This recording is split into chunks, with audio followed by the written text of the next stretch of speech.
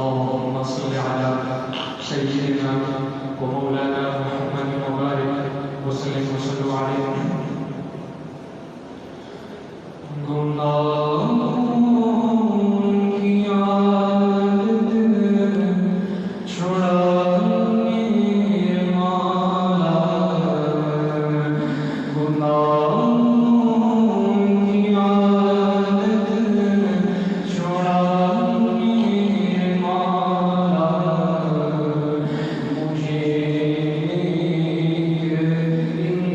So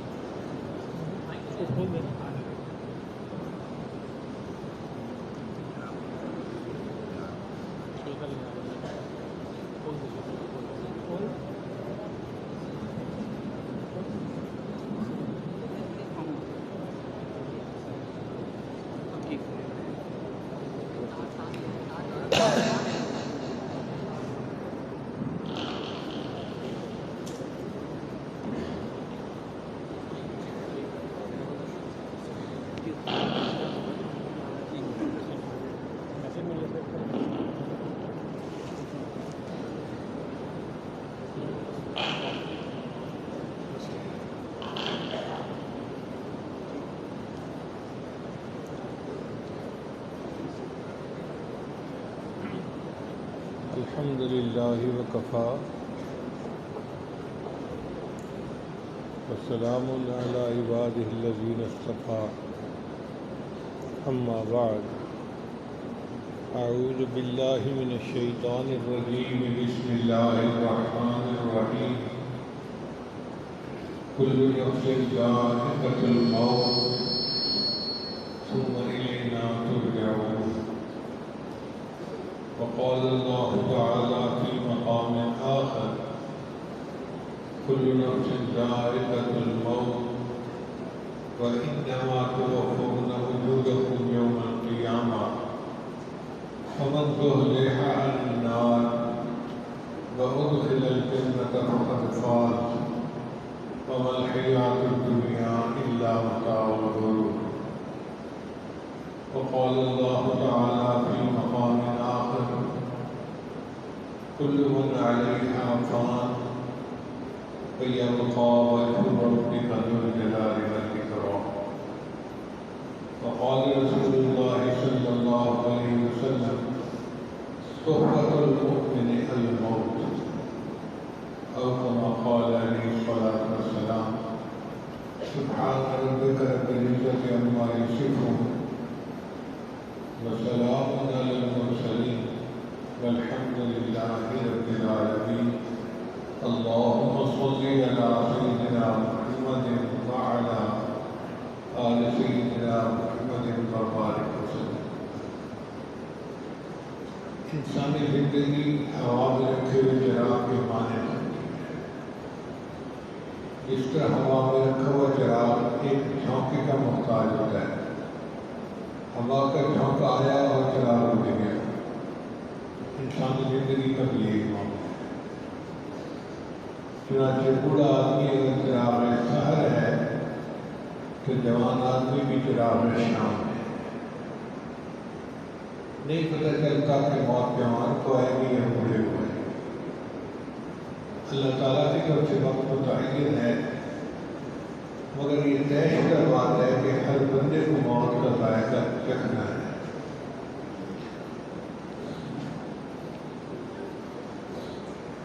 کسی شاعر نے کہا زندگی کیا ہے تھرکتا ہوا ننا سبیا. زندگی کیا ہے تھرکتا ہوا ننا سبیا. ایک ہی جھونکا جسے آ کے بجھا دیتا ہے. یا سرے مجدہ غم کا تھرکتا ہوا آنسو پلک چھپکنا جسے مٹی میں ملا دیتا ہے. جیسے غمزدہ انسان کی پلکوں پہ آنسو ہوتے ہیں نا وہ پلک چھپکنے کا موقع ہے. پلک چھپکی اور آنسو بھی زمین پہ گر گیا. انسان کی زندگی کا بھی یہی موقع ہے. ایک لمحے میں انسان اس جہان سے اگلے جہان کی طرف چلے جاتے ہیں. ہماری زندگی کی جو ڈیوریشن ہے وہ بہت تھوڑی ہے, مختصر ہے. دیکھیے جب بچہ پیدا ہوتا ہے تو اس کے ایک کام میں اذان اور دوسرے میں اقامت کہی جاتی ہے. اس کے بہت ساری حکمتیں ہیں. ایک حکمت یہ بھی ہے کہ بچے کو یہ بتایا جاتا ہے کہ بچے تیری زندگی کی اذان بھی ہو چکی, اقامت بھی ہو چکی, اب تیری نماز جنازہ کھڑے ہونے والی ہے. یہ تھوڑی سی دیر تو نے دنیا میں گزارنی ہے. جیسے ہی تو دنیا سے جائے گا نماز جنازہ پڑھی جائے گی. اس کو کسی شاعر نے کہا آتے ہوئے اذاں ہوئی جاتے ہوئے نماز. آتے ہوئے اذاں ہوئی جاتے ہوئے نماز, اتنی ذرا سی دیر میں آئے چلے گئے.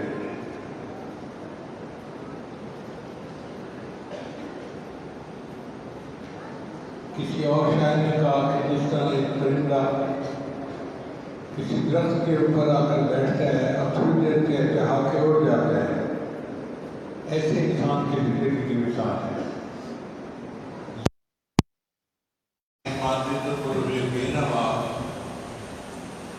زندگی انسان کی ہے مانند مرغ بے نوا، شاخ پر کچھ دیر بیٹھا چہچہایا اڑ گیا۔ تو ہماری زندگی بھی بہت مختصر ہے، اور اس مختصر زندگی میں ہمیں اپنے رب کو راضی کرنا ہے۔ یہ چلتا رہتا ہے۔ کسی شاعر نے کہا کوئی آتا ہے کوئی جاتا ہے، محفل کا ہے رنگ وہی۔ کوئی آتا ہے کوئی جاتا ہے، محفل کا ہے رنگ وہی۔ ساقی کی نوازش جاری ہے، مہمان بدلتے رہتے ہیں۔ آج ہم اس دھرتی پہ مہمان ہیں، پھر ہم چلے جائیں گے، ہماری اولاد ہوگی، پھر وہ چلے جائیں گے، اس کے بعد اگلی جنریشن اسی طرح چلتا ہی رہے گا۔ چند نوجوان صحابہ انصار نبی اسلام کی خدمت میں حاضر ہوئے اور انہوں نے بہت خوبصورت سوال پوچھا، اے اللہ کے حبیب صلی اللہ علیہ وسلم، من اکیس الناس واحذر الناس، انسانوں میں سب سے زیادہ عقل مند اور سمجھدار انسان کون ہے؟ تو نبی کے سامنے جواب میں فرمایا، اکثر ذکر للموت، وہ جو ان میں سے موت کو کثرت کے ساتھ یاد کرتے ہوں، اکثر اس کے قابل للموت، اور وہ جو موت کی زیادہ تیاری کرتے ہوں، اولئک الانبیاء، یہ ہیں عقل مند لوگ، ذہبوا بشرف الدنیا وکرامۃ الآخرہ۔ تو نبی اسلام کے تعلیمات کے مطابق عقل مند بندہ وہ ہے جو موت کو کثرت سے یاد کرے اور موت کی تیاری کرتا ہے۔ اور آج ہمارے دلوں میں اتنی غفلت آ گئی، ہمیں موت کا تصور اچھا نہیں لگتا۔ موت کے عنوان پہ بات کرنے لگے تو طبیعتیں بڑھ جاتی ہیں، اور یہ کیا ٹاپک چھیڑ بیٹھے۔ بھئی اگر بلی کو آتا دیکھ کے کبوتر آنکھیں بند کر لے تو بلی سے بچتا تو نہیں ہے نا۔ ہم بھی اگر موت کو یاد نہیں کریں گے تو موت ٹل نہیں جائے گی، موت اپنے وقت پہ آ کر رہے گی۔ اس لیے ہمیں چاہیے کہ ہم موت کی تیاری کریں۔ اچھا، موت کی تیاری کوئی ایکسرسائز کرنے کا نام نہیں ہے۔ موت کی تیاری کہتے ہیں کہ انسان اپنے گناہوں سے توبہ کر کے ایک نئی زندگی نیکی والی اختیار کرنا شروع کر دے۔ اب رہ گئی جی کہ مجبوریاں ہیں، مصروفیتیں ہیں، تو یہ بہانے ہیں خواہ مخواہ کے۔ جو کرنے والے لوگ ہوتے ہیں وہ کر گزرتے ہیں۔ کتابوں میں ایک بڑا عجیب واقعہ لکھا ہے، بزرگ گزرے حضرت خواجہ قطب الدین بختیار کاکی رحمۃ اللہ علیہ، یہ مغل بادشاہوں کے پیر تھے۔ ان کے نام کا ایک قطب مینار دہلی میں بنا ہوا ہے۔ جب ان کی وفات ہوئی تو ان کے جنازہ کے لیے ایک بڑے گراؤنڈ میں انتظام کیے گئے۔ آپ اندازہ لگا سکتے ہیں کہ جب وقت کے بادشاہ اور کے مرید ہوں گے تو پھر عوام الناس کا کیا حال ہوگا۔ چنانچہ لاکھوں کی تعداد میں لوگ اس گراؤنڈ میں شریک ہو گئے۔ جہاں تک نظر جاتی تھی انسانوں کے سر نظر آتے تھے۔ ہر بندہ چاہتا تھا کہ میں حضرت کی نماز جنازہ پڑھوں، مجھے فائدہ ہو جائے گا۔ کچھ ایسے میت ہوتے ہیں کہ جنازہ پڑھنے والوں کی وجہ سے ان کو فائدہ ہوتا ہے۔ حدیث مبارکہ میں ہے، اگر کسی بندے کی نماز جنازہ 40 ایمان والے پڑھ لیں، اللہ ان کی گناہوں کی بخشش فرما دیتا ہے۔ اور کچھ ایسے لوگ ہوتے ہیں کہ جن کی نماز جنازہ پڑھنے سے پڑھنے والوں کا فائدہ ہو جاتا ہے۔ تو حضرت تو ان ہستیوں میں سے تھے، اس لیے لوگ چاہتے تھے کہ ہم جنازے میں شریک ہوں۔ جب نمازیں کے لیے صفیں بن گئی، تیار ہو گئی، تو ایک آدمی آگے بڑھا، اس نے کہا کہ حضرت نے مجھے وصیت کی تھی کہ میرا جنازہ وہ شخص پڑھائے جس میں 4 خوبیاں ہوں، اور میں وصیت سنانے کا اب ذمہ دار ہوں۔ چنانچہ اس نے وصیت سنائی کہ میرا جنازہ وہ شخص پڑھائے جس کی تہجد کی نماز پوری زندگی قضا نہ ہوئی ہو، ہم پہلی شرط نہیں پھیرتے. ہم میں سے کوئی بھی ایسا نہیں جس کی زندگی میں تہجد کبھی قضا ہی نہ ہوئی ہو. سفر، حضر، خوشی، غمی، صحت، بیماری، 100 عوارض ہوتے ہیں. تو پہلی شرط یہ تھی کہ میرا جنازہ وہ شخص پڑھائے جس کی تہجد کی نماز کبھی قضا ہی نہ ہوئی ہو. اور پھر دوسری شرط کہ میرا جنازہ وہ شخص پڑھائے جس نے کبھی غیر محرم پر اس کی نظر کبھی ڈالی نہ ہو، نظر ہی نہ پڑی ہو اس کی. اب آپ بتائیں یہ کتنی سخت شرط ہے. ہم دوسری مرتبہ پھر پھیرتے. اور تیسری شرط وہ اتنا عبادت گزار ہو کہ اس نے عصر کی سنتیں بھی کبھی نہ قضا کی. حالانکہ عصر کی سنتیں غیر موقدہ ہیں، انسان چاہے تو پڑھے اور چاہے تو چھوڑ سکتا ہے، مگر وہ اتنا عبادت گزار کہ اس نے کبھی عصر کی سنتیں بھی قضا نہ کی ہو. ہم تیسری مرتبہ پھر پھیرتے. اور چوتھی شرط کہ جس کی تکبیر اولیٰ پوری زندگی میں کبھی قضا ہی نہ ہوئی. تکبیر اولیٰ کا مطلب یہ کہ انسان جب امام کہتے ہیں نا شروع میں اللہ اکبر، اس کے ساتھ نماز میں شامل ہو جائے، ایک رکعت بھی قضا نہ ہو. اب ہم چوتھی مرتبہ پھر پھیرتے. چاروں شرطیں ایسی ہیں کہ ہم چاروں مرتبہ پھیرتے. تہجد کی نماز کبھی قضا نہ ہوئی ہو، غیر محرم پر کبھی غلط نظر نہ پڑی ہو، عصر کی سنتیں کبھی قضا نہ ہوئی ہو، اور جس کی تکبیر اولیٰ کبھی قضا نہ ہوئی ہو. اب جب یہ 4 شرطیں بیان کی گئیں تو کون تھا مجمع میں جو آگے بڑھتا اور کہتا کہ میرے اندر چاروں صفتیں موجود ہیں؟ تھوڑی دیر کے لیے پورے مجمع کو سانپ سن گیا، پن ڈراپ سائلنس. لوگ حیران تھے کہ اب حضرت کا جنازہ کون پڑھائے گا. تھوڑی دیر گزری تو ایک بندہ رو رہا تھا، وہ آگے بڑھا اور حضرت کے چہرے کے سامنے آ کے اس نے کہا کہ حضرت آپ تو فوت ہو گئے، مجھے آپ نے رسوا کر دیا. پھر اس نے اللہ کو حاضر ناظر جان کر قسم اٹھائی کہ یہ چاروں خوبیاں میرے اندر موجود ہیں.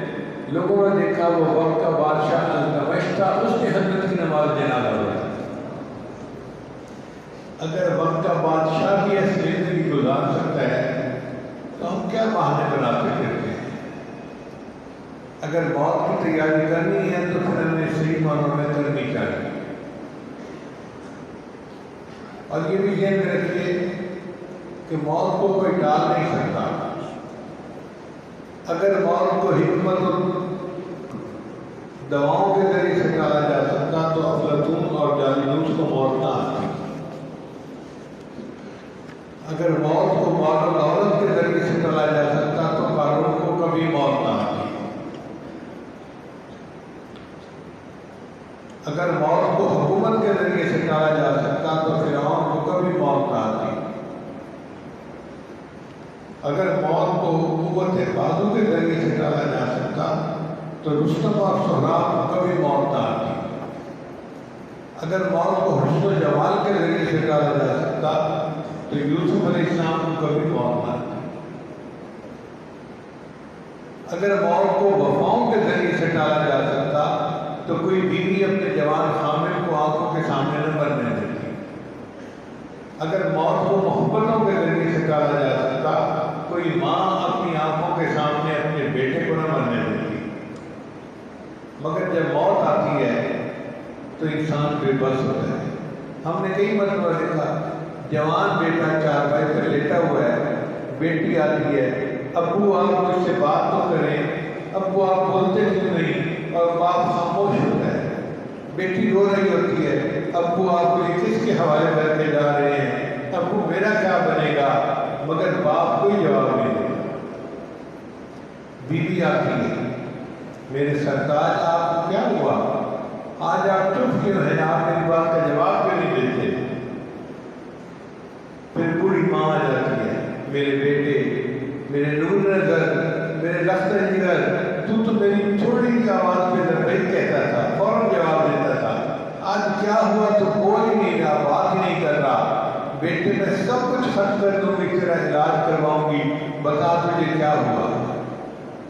مگر اسی وقت بیٹے کی روح قبض ہوتی ہے، اس کی آنکھیں کھلی ہوتی ہیں۔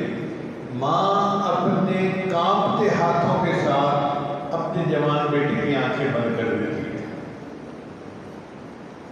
اس ماں نے کبھی سوچا بھی نہیں تھا کہ وہ اپنے بڑھاپے میں اپنے جوان بچے کی موت کو آنکھوں کے ساتھ دیکھے گی، مگر ایسا ہوتا ہے۔ اس لیے کسی عارف نے کہا کہ اے دوست تجھے کیا معلوم بازار میں وہ کپڑا پہنچ چکا ہو جسے تیرا کفن بننا ہے۔ اے دوست تجھے کیا معلوم بازار میں وہ کپڑا پہنچ چکا ہو جسے تیرا کفن بننا ہے۔ انسان اپنے شادی بیاہ میں مشغول ہوتا ہے اور موت کا فرشتہ دروازے پہ پہنچ چکا ہے۔ ہم موت کو بھول جاتے ہیں، موت ہمیں نہیں بھولتی، وہ اپنے وقت پہ آتی ہے۔ اس لیے لمبی لمبی پلاننگ کر کے ایسی زندگی گزارنا جیسے کبھی مرنا ہی نہیں، یہ اچھی بات نہیں ہے۔ موت کو ہر وقت یاد رکھنا چاہیے، اور کوئی پتہ نہیں کب کس کا وقت آ جائے اور اس کو دنیا سے جانا پڑے۔ یہ بات 100% سچ ہے کہ موت برحق ہے، کفن کے ملنے میں شک ہے۔ موت برحق ہے، کفن کے ملنے میں شک ہے۔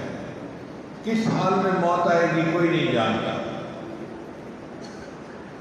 سرگودا کے علاقے کا ایک بڑا ذمہ دار تھا، علاقے کا نمبردار تھا، امیر آدمی۔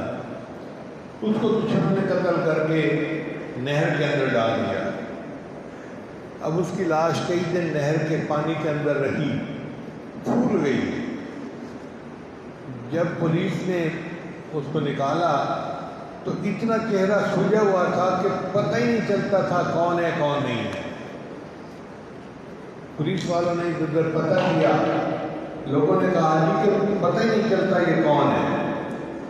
ان کا اچھا پھر لاوارث لاش ہے، اس کو نہلاؤ، کفناؤ اور دفن کر دو۔ چنانچہ بستی کے جو مولوی صاحب تھے ان کو کہا گیا کہ جی آپ اس کو نہلائیں، کفنائیں اور دفنا دیں۔ اس نے کہا بھائی میں نہلا تو دوں گا، کفن کے پیسے میرے پاس نہیں ہیں۔ اب دیہات میں کھانے پینے کی چیزیں لوگوں کے پاس ہوتی ہیں، پیسہ نہیں ہوتا ان کے پاس۔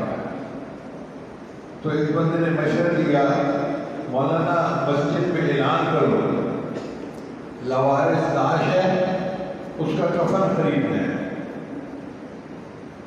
2 گھنٹے مسجد کے اندر اعلان ہوتا رہا، لوگوں ایک لاوارث لاش ہے، اس کا کفن خریدنا ہے، چندہ لاؤ۔ کوئی 5 روپے لایا، کوئی 2 روپے لایا، کوئی 10 روپے لایا۔ 2 گھنٹے کے بعد اتنے پیسے جمع ہوئے کہ کفن خرید سکتے تھے۔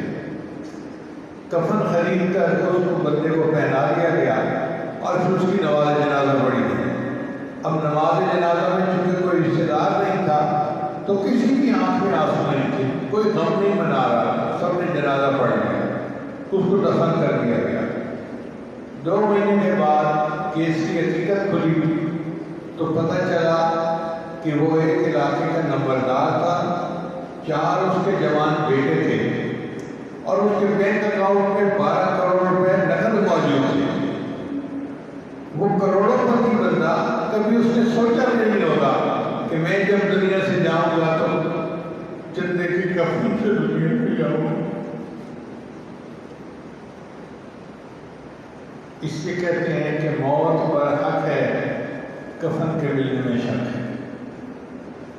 عقل مند بندہ وہی ہے جو موت کی تیاری کر لے۔ چنانچہ حضرت مفتی نعیم رحمۃ اللہ علیہ اس جامعہ کے بانی اور سرپرست تھے اور اس عاجز کے ساتھ بہت محبت فرماتے تھے۔ ہر مرتبہ جب کراچی آنا ہوتا تو ان کا تقاضا ہوتا تھا کہ میرے ادارے میں آپ کے وقت دینا ہے، اور اس ادارے کی عجیب خصوصیات ہیں۔ اس وقت بھی تقریباً کوئی 500 کے قریب بیرون ملک کے طلباء یہاں پڑھ رہے ہیں، حالانکہ ملک کے باقی مدارس میں 5 طلباء بھی نہیں ہوگی، اجازت ہی نہیں ہے، مگر حضرت مفتی نعیم صاحب نے وہ کام کیے جو ہر بندہ نہیں کرتا۔ ان کو ملکوں کے ایمبیسڈر ویزا بھی دے دیتے تھے طلباء کو، اور 8-8 سال بچے یہاں رہ کے پڑھتے بھی تھے۔ ایک زمانہ تھا کہ 700-800 طلباء ہوتے تھے، اب حالات کی تنگی کی وجہ سے 500 طلباء ہیں۔ اوورآل دیکھیں تو ہزاروں طلباء یہاں پر قرآن و حدیث کی تعلیم حاصل کر رہے ہیں۔ پھر حضرت مفتی صاحب کی خاص عادت یہ تھی کہ جو بچیاں مسلمان ہو جاتی ہیں، بچے مسلمان ہو جاتے تو وہ اپنے خاندان والوں سے کٹ جاتے تھے، خاندان والے الٹا ان کے دشمن بن جاتے تھے۔ وہ ان لوگوں کو سہارا دیتے تھے، یہاں رکھتے تھے اور پھر ان کی شادیاں کروا دیتے تھے۔ آپ یوں سمجھیں کہ ان نئے مسلمان لوگوں کے لیے یہ پناہگاہ تھی۔ اللہ تعالیٰ کا کتنا کرم اور کتنی مہربانی ہے کہ انہوں نے ان لوگوں کو سہارا دیا جن کا اللہ کے سوا کوئی سہارا نہیں تھا۔ پھر جب انہیں پتہ چل جاتا تھا کہ فلاں بندہ مشکل میں ہے تو اس کی ضرور مدد کرتے تھے۔ ہمارے قریبی ساتھی ہیں مولانا خلیل صاحب، ان کو بھی کسی نے مہمان بنا لیا کچھ وقت کے لیے۔ اس کے لیے انہوں نے بہت کوششیں کی اور بالآخر وہ اپنے گھر واپس آ گئے۔ تو اس قسم کے خیر کے کاموں میں حضرت مفتی صاحب بہت آگے ہیں۔ حدیث مبارکہ میں نبی صاحب نے ارشاد فرمایا اذکروا محاسن موتاکم، تم اپنے مرنے والوں کی خوبیوں کو بیان کرو۔ اب ان کی خوبیاں تو ان کا بیٹا ہی بیان کر سکتا ہے یا حضرت شیخ الحدیث صاحب بیان کر سکتے ہیں جو ساتھ وقت گزار چکے ہیں۔ ہم لوگ تو دور سے آئے، تھوڑی دیر بیٹھے اور چلے گئے، ہم کیا بیان کریں گے؟ لیکن اتنی بات ضرور ہے کہ جب ہم نے سنا ان کے وفات کے بارے میں تو دل بہت موسودہ ہوا، اور پھر ہم نے ان کے لیے خوب اشارے ثواب کیا۔ مدرسے کے بچوں کو بچیوں کو کہا کہ مولانا جو قرآن پاک کی تلاوت ہو حضرت مفتی صاحب کو ہدیہ کر دیا ہے، اور ہمارے نزدیک یہ اشارے ثواب پہنچتا ہے۔ الحمدللہ ثم الحمدللہ ہمارے دلوں میں ہم نے اپنی محبت چھوڑی، اور اس محبت کی وجہ سے اب تک ہم یہ عمل کرتے ہیں اور آئندہ بھی ہم کرتے رہیں گے۔ اللہ تعالیٰ ان کی اولاد کو ان کے نقش قدم پر چلنے کی توفیق عطا فرمائے، اس ادارے کو دن دگنی رات چوگنی ترقی نصیب فرمائے۔ جو ادارے کے اساتذہ ہیں اللہ ان کو مزید خلوص کے ساتھ کام کرنے کی توفیق عطا فرمائے۔ یہ دیکھ کر مجھے بہت خوشی ہوئی کہ اس ادارے میں حضرت شیخ الحدیث صاحب ماشاءاللہ ایسے مستند عالم ہیں، بخاری شریف کے استاد ہیں کہ جن کی وجہ سے یہ ادارہ ایک ترقی کرنے والا ادارہ بنا رہے گا۔ ایک مسیحا ہونا ضروری ہے ادارے کے اندر۔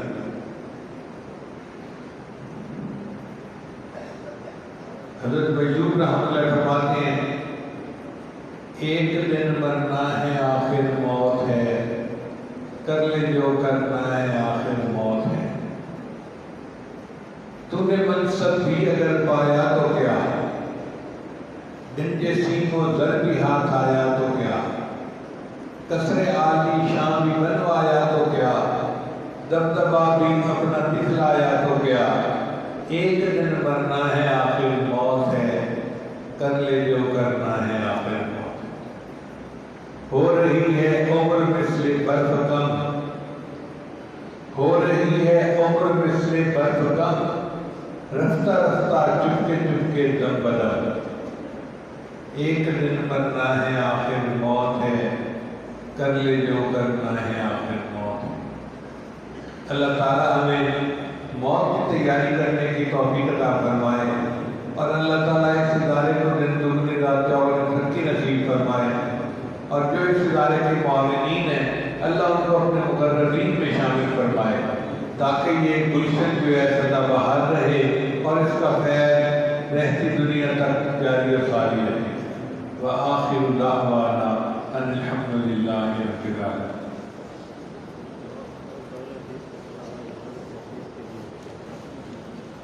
جی حضرت فرما رہے ہیں کہ مشکات شریف اور دار حدیث کے طلباء اجازت حدیث چاہتے ہیں۔ اس عاجز کی عادت تو رہی ہے کہ ایسے موقع پہ اپنے اساتذہ کا تفصیلی تذکرہ کیا جاتا ہے کہ میں نے صرف کن سے پڑھی، نحو کن سے پڑھی، فلاں کتاب کن سے پڑھی، فلاں کن سے پڑھی، بخاری شریف کن سے پڑھی۔ مگر آج طبیعت میں تھکاوٹ ہے تو میں تفصیل تو نہیں بتا سکتا، اتنا کہہ سکتا ہوں کہ 4 بڑے بڑے حضرات سے اس عاجز کو سند حدیث کی اجازت ہے۔ ان میں ایک ہستی دارالعلوم دیوبند کے استاد حضرت مولانا صالح قاسمی رحمۃ اللہ علیہ، یہ حضرت قاری طیب رحمۃ اللہ علیہ کے بیٹے تھے اور یہ دارالعلوم دیوبند کے بہت دن محتمل بھی رہے۔ پھر بعد میں انہوں نے اپنا الگ دارالعلوم بنا لیا، دارالعلوم وقف کے نام سے۔ تو مجھے یاد ہے کہ مطلب دیوبند حاضری ہوئی تو حضرت نے اپنے گھر کھانے کے لیے دعوت دی، ہم حاضر ہو گئے۔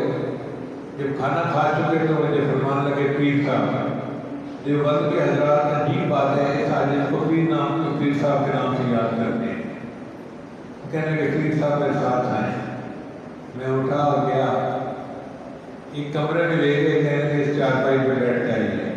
بیٹھ گیا، کہنے لگے آپ کو پتہ ہے میں نے آپ کو اس چارپائی پہ کیوں بٹھایا ہے؟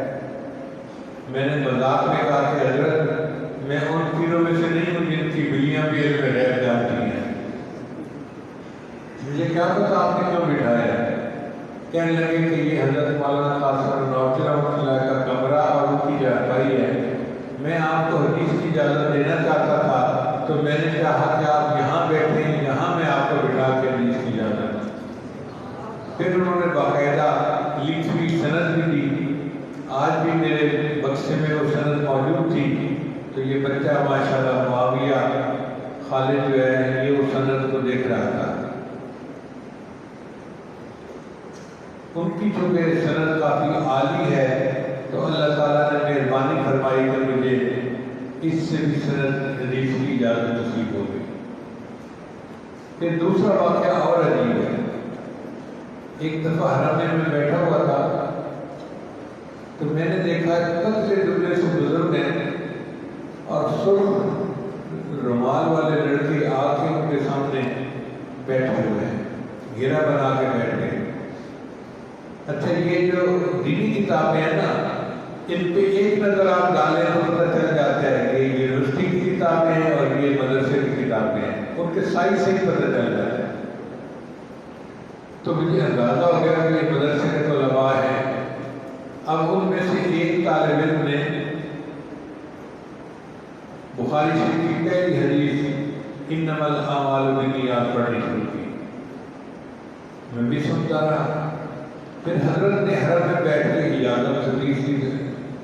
میرے دل میں خیال آیا کہ جو بزرگ حرم شریف میں بیٹھ کے حدیث کی اجازت دے رہے ہیں تو ان کی حدیث سند عالی ہوگی۔ تو میں نے ان کے خادم سے پوچھا کہ حضرت کا تعارف کیا ہے؟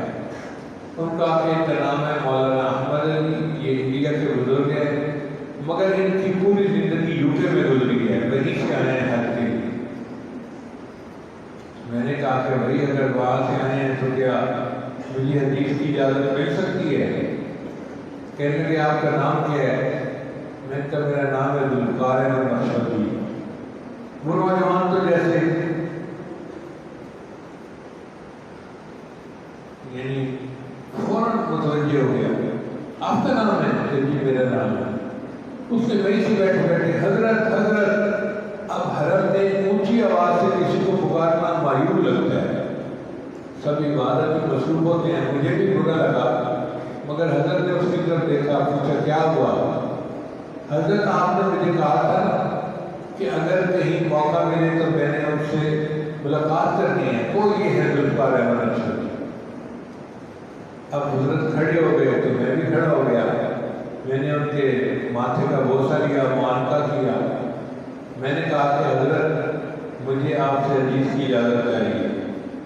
کہنے لگے کہ جب میں حج کی نیت سے چلا تھا تو میں گھر سے نیت کر کے چلا تھا اس سفر میں اگر میری آپ سے ملاقات ہوئی تو پہلے میں آپ کے ساتھ مل کر توبہ کی کلمات پڑھوں گا، پھر اس کے بعد کلمہ کا، کیونکہ میں نے نیت پہلے کی ہوئی تھی، پہلے مجھے آپ کلمات پڑھانے بعد میں آپ کو اجازت دوں گا۔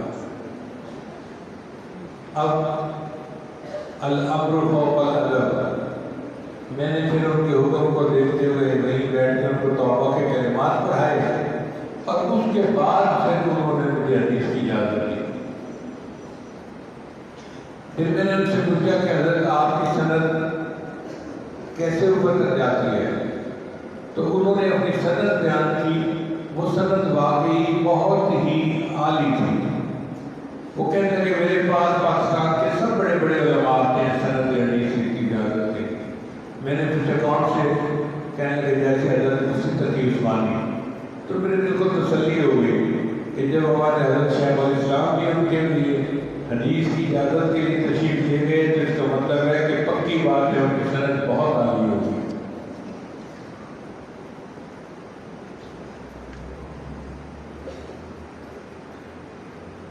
پھر ایک تیسری طرف سے سند کی جو ہے نا مجھے اجازت اللہ نے عطا فرمائی۔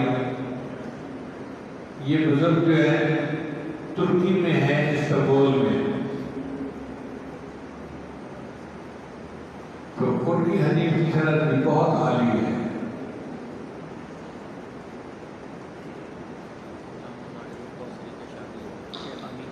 ایک بزرگ گزرے ہیں علامہ زاہد القوسری، وہ وکیل احناف کہلاتے تھے۔ انہوں نے بہت مضبوط کتابیں لکھی، عرب علماء بھی ان کے علم کا سکہ مانتے ہیں۔ تو علامہ زاہد القوسری کے بڑے بڑے شاگرد گزرے ہیں، ان میں سے ایک شاگرد تھے شیخ محمد امین، وہ ابھی زندہ ہیں، گزشتہ کل وفات ہو گئی۔ ابھی میرا بیٹا بتا رہا ہے کہ گزشتہ کل ان کی وفات ہو گئی، انا للہ و انا الیہ راجعون۔ تو ہم ایک مرتبہ استنبول میں تھے، کسی نے ہمیں بتایا کہ علامہ زاہد القوسری کے آخری شاگرد اس وقت حیات ہیں، ان سے ملاقات کرنی چاہیے۔ تو ان کی تو حدیث کی نسبت بہت عالی تھی۔ تو ہم گئے جمعہ کے دن، پتہ چلا کہ ان کے ساتھ ملاقات پہ پابندی ہے۔ حکومت نے ان کو اپنی تاریخی شخصیات میں شامل کیا ہوا تھا، چنانچہ 4-5 ان کے ساتھ ڈاکٹر تھے اور وہ ان کی ہر وقت نگہداشت کرتے تھے۔ حکومت نے جمعہ کی نماز پڑھنے کے لیے مسجد میں ایک شیشہ نما کمرہ بنایا ہوا تھا، وہ آتے اپنی نماز پڑھتے چلے جاتے، لوگ صرف زیارت کرتے تھے، مسافہ نہیں کر سکتے تھے۔ اب ہم نے زیارت تو کری، پھر میرا دل سے آ کے میں مسافہ بھی کروں، تو میں اس شیشے والے کمرے کے دروازے کے قریب گیا تو ڈاکٹر آگے آ گیا۔ اب کون ہے؟ تو بتایا کہ میں پاکستان سے آیا ہوں، ایک طالب علم ہوں اور میں حضرت سے ملاقات کرنا چاہتا ہوں، حدیث کی کرنی ملاقات نہیں ہو سکتی، ہمیں منع کیا گیا ہے۔ تو اتنے میں وہ جو شیخ امین تھے انہوں نے آواز سنی تو وہ دور سے مجھے دیکھنے لگے، تو پوچھتے ہیں کہ آپ، میں نہیں جانتا آپ کہاں سے ہیں؟ میں نے کہا میں پاکستان۔ کہنے لگے لما جی تھا، آپ کیوں یہاں ہیں؟ کہ میں آپ سے حدیث کی اجازت لینے کے لیے آیا۔ کہنے لگے بس مکل کریم، آپ کا نام کیا ہے؟ میں نے کہا ذوالفقار احمد نشوتی۔ اب اللہ کی شان دیکھیں کہ انہوں نے نام پہلے ہی نہیں سنا ہوا تھا، بدنام زمانہ شخص ایسا ہی ہوتا ہے نا، ہر بندے نے نام سنا ہوتا ہے۔ تو جیسے انہوں نے نام سنا تو وہ کہنے لگے کہ اچھا آپ آ جائیں۔ اب درمیان میں ڈاکٹر آ گئے، ایک طرف وہ ہیں اور ایک طرف میں ہوں۔ ڈاکٹر کہنے لگے کہ آپ ملاقات نہیں کر سکتے، جس ملک سے آئے ہیں وہاں پر ہائیجینک کنڈیشن بہت بری ہے، پتہ نہیں کیا وائرس اور کیا بیماریاں لے کے یہ بندہ آیا ہوگا، یہ آپ سے ملاقات نہیں کر سکتا۔ تو شیخ امین نے ان کو جواب دیا کہ اگر اس سے ملاقات کرنے سے مجھے معطل کی جگہ آ جاتی ہے تو میں مرنے کے لیے تیار ہوں۔ اب ڈاکٹر کیا کہتے ہیں؟ ڈاکٹر نے بالآخر راستہ دے دیا۔ حضرت نے وہیں کھڑے کھڑے حدیث کی اجازت دی، اور بعد میں ہم نے ان کی حدیث کی جو کتاب تھی پڑھی، سند کی، واقعی ان کی سند بہت عالی ہے۔ تو تین طرف سے یہ اجازت تھی۔ ایک آخری اجازت 2-3 سال پہلے بخارا میں ایک مشائخ کا اجتماع ہوا، ہمیں بھی دعوت ملی تو میں بھی اپنے دونوں بیٹوں کے ساتھ گیا کہ ہم بھی مشائخ کی زیارت کریں گے اور ان سے دعائیں کروائیں گے۔ اپنے کمرے میں بیٹھا ہوا تھا تو مقامی کچھ علماء ملنے کے لیے آئے بخارا کے۔ مجھے کہتے ہیں حضرت ہوٹل کا جو فلاں کمرہ ہے نا اس میں بڑا رش لگا ہوا ہے۔ میں نے کہا کیوں؟ کہنے لگے وہاں ایک شام کے عالم ہیں جن کی حدیث کی نظر بہت عالی ہے، اور ان سے ملاقات کے لیے بخارا کے علماء رش لگا ہوا ہے۔ تو میں نے اپنے ساتھیوں سے کہا کہ بھئی اگر حدیث کی نظر کی عالی ہے تو ہم بھی چلتے ہیں، وہاں جا کے ملاقات کرتے ہیں۔ ہمارے ایک دوست ہیں مصطفیٰ کمال صاحب، مجھے کہنے لگے حضرت وہاں جانے کی ضرورت نہیں ہے۔ کیوں جانے کی ضرورت نہیں؟ کہنے لگا کہ عصر کی نماز کے ہم نے اکٹھے پڑھی ایک جگہ پر، انہوں نے میرا حلیہ دیکھا تو میرا تعارف کیا اور مجھ سے پوچھا کہ آپ کا تعلق کن سے ہے، تو میں نے آپ کا نام لیا۔ تو کہنے لگے اچھا اگر وہ کسی وقت فارغ ہوں تو مجھے فون کر دینا، میں 10 منٹ میں پہنچ جاؤں گا۔ تو حضرت میں ان کو فون کر دے تو وہ 10 منٹ میں یہیں آ جائیں گے۔ میں نے کہا یار ادب کے تو خلاف ہے، ہمیں چل کے جانا چاہیے تھا، ہم ان کو کیوں بلائیں؟ ان کا نہیں، انہوں نے کہا تھا کہ مجھے فون کرنا، میں پہنچ جاؤں گا۔ اللہ کی شان دیکھیں جی، انہوں نے فون کیا اور باقی 5 منٹ میں وہ بزرگ تشریف لے آئے۔ تو میں نے ان سے پوچھا کہ جی آپ کی حدیث کی سند عالی کیسے ہے؟ ان کی حدیث کی سند جو تھی وہ ماشاءاللہ شامی علماء کی طرف سے بہت عالی تھی۔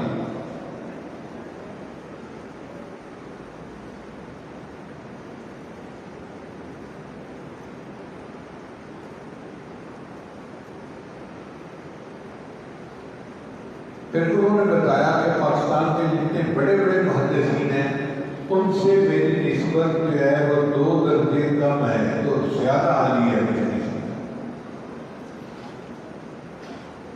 تو انہوں نے بھی پھر حدیث کی اجازت دی۔ تو الحمدللہ کہ 4 مختلف طریقوں سے اس حدیث کو حدیث کی سند عالی کرنے کی اجازت بھی نصیب ہوئی۔ اس کے علاوہ بھی کچھ بزرگوں سے مجھے اجازت ہے، مگر اس وقت سب کا تذکرہ سوالات کا باعث ہے، اس لیے میں اسی پر اکتفا کرتا ہوں۔ میں اس اہل تو نہیں ہوں کہ میں حدیث کی اجازت لوں، لیکن چونکہ حضرت نے مجھے حکم دیا ہے الامر فوق الادب، تو میں اس لیے یہ بات عرض کر رہا ہوں کہ جتنے مشکات شریف کے طلباء ہیں یا بخاری شریف کے طلباء ہیں یا طالبات ہیں یا مجمع میں جتنے علماء موجود ہیں، ان تمام حضرات کو اس عاجز کی طرف سے تقوی و طہارت کے ساتھ حدیث کی خدمت کرنے کی اجازت ہے۔ اللہ تعالی ہمیں اس پرفتن دور میں اپنی حفاظت عطا فرمائے اور دین کی خدمت کے لیے قبول فرمائے۔ منت بنے کہ خدمت سلطان ہمیں کنی، منت عزو شناخت کے در خدمت گزار کر۔ اے دوست تو بادشاہ پہ احسان نہ جتلا کہ تو بادشاہ کی خدمت کرتا ہے، ارے بادشاہ کی خدمت کرنے والے لاکھوں، یہ بادشاہ کا تجھ پر احسان اس نے تجھے خدمت کے لیے قبول کر لیا۔ تو حدیث کا سبق پڑھانے کے لیے تو ہزاروں علماء موجود ہیں، ہمیں اللہ اگر قبول فرما لے تو ہمارا احسان نہیں ہے، اللہ کا ہمارے اوپر احسان ہے۔ تو ہم اللہ کا احسان مانتے ہوئے پوری زندگی اس خدمت کو کرتے رہیں اور اللہ سے اس کی قبولیت کی دعا مانگتے رہیں۔ وآخر دعوانا ان الحمد للہ رب العالمین۔ سبحان ربی العلی وحب اللہم صلی علی سیدنا محمد وعلا آل سیدنا محمد وبارک وسلم۔ اے رب کریم، ہم آپ کے عاجز مسکین بندے ہیں، ہمارے گناہوں کو معاف فرما، خطاؤں سے درگزر فرما، عیبوں کی پردہ پوشی فرما۔ اے اللہ اس ادارے کو اپنے مقبول اداروں میں شامل فرما۔ اللہ جو ادارے کے معاونین ہیں ان کو اپنے مقربین میں شامل فرما۔ پروردگار عالم ایک دوست نے فرضی کی ہے ان کے والد شدید بیمار ہیں، اللہ ان کو شفائے کاملہ مستمرہ نصیب فرما۔ ایک بچی سخت بیمار ہے، اس کے لیے بھی شفا کی دعا کیجیے۔ ایک صاحب نے کہا کہ میرے بھائی عبد الرحمن بیمار ہیں، اللہ ان کو بھی شفا عطا فرمائے۔ اور اے میرے دوستو، ہم سب کے سب روحانی بیمار ہیں، دعا کیجیے کہ اللہ ہماری روحانی بیماریوں کو بھی دور فرمائے۔ پروردگار عالم حضرت مفتی نعیم صاحب کی قبر کو جنت کا باغ بنا، اے اللہ اس کو اپنے نور سے منور فرما، اللہ ان کے عذروں کو قبول فرما، ان کو اپنے قرب کے اعلیٰ ترین درجات عطا فرما۔ اے اللہ جو انہوں نے دنیا میں اپنے دینی باغات لگائے ہیں، اللہ ان کو ہمیشہ کے لیے قبولیت عطا فرما اور ان کے فیض کو قیامت تک کے لیے جاری ساری فرما۔ اے اللہ جو اپنے پیچھے انہوں نے نیک اولاد چھوڑی ہے، ان بچوں کو آپس میں اتفاق اتحاد نصیب فرما اور دین کی خدمت کرنے پر ان کو جمع فرما۔ اے اللہ ہماری ان دعاؤں کو اپنی رحمت سے قبول فرما، جو مانگا وہ بھی عطا فرما، جو مانگنا چاہیے تھا نہیں مانگ سکے وہ بھی عطا فرما۔ اے اللہ جو برکتیں ہم کی زندگی میں تھیں، اپنی رحمت کے ساتھ ان برکتوں کو جاری و ساری فرما۔ پروردگار عالم ہم مسکینوں کے اٹھے ہاتھوں کو قبول فرما۔ اے اللہ اس فقیر کے پاس تو دینے کے لیے دعائیں ہیں، مگر آپ کے پاس تو دینے کے لیے کائنات کے خزانے ہیں۔ اے اللہ خزانوں کے دروازے کھول دیجیے اور ہم سب کی جھولیاں بھر دیجیے۔ میرے مولا ہم جائیں تو کہاں جائیں، مانگیں تو کس سے مانگیں؟ ہمارا آپ کے سوا کوئی حاجت روا نہیں، کوئی آپ کے سوا ہمارا مشکل کشا نہیں۔ اے اللہ ہم آپ ہی کے سامنے دامن پھیلائے بیٹھے ہیں، اللہ آپ کی ترس کھا لیجیے، ہم پہ رحم فرما دیجیے۔ پروردگار عالم ہماری ان دعاؤں کو اپنی رحمت سے قبول فرما دیجیے۔ اور اے اللہ ہم نے تو اپنی اوقات کے بقدر مانگا، تو ہمیں اپنی شان کے بقدر عطا فرما۔ ہمارے ایک دوست ہیں، اے اللہ ان کے والد صاحب بیمار ہیں، ان کو بھی شفائے کاملہ عاجلہ مستمرہ نصیب فرما۔ ربنا تقبل منا انک، اے اللہ حضرت مسلم صاحب کے جو صاحبزادے اب ان کے جانشین ہیں، اللہ ان کو دین میں قبولیت عطا فرما اور اپنی مدد اور نصرت ان کے شامل حال فرما۔ ربنا تقبل منا انک انت السمیع العلیم تب علینا انک انت التواب الرحیم۔ صلی اللہ تعالی علی حبیبی سیدنا محمد وآلہ واصحابہ اجمعین برحمتک یا ارحم الراحمین۔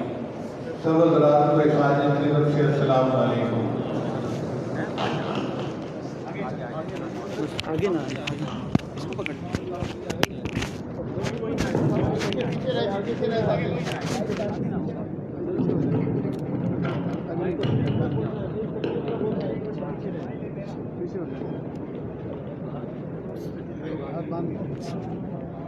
بھائی ساتھی جتنے بھی ہیں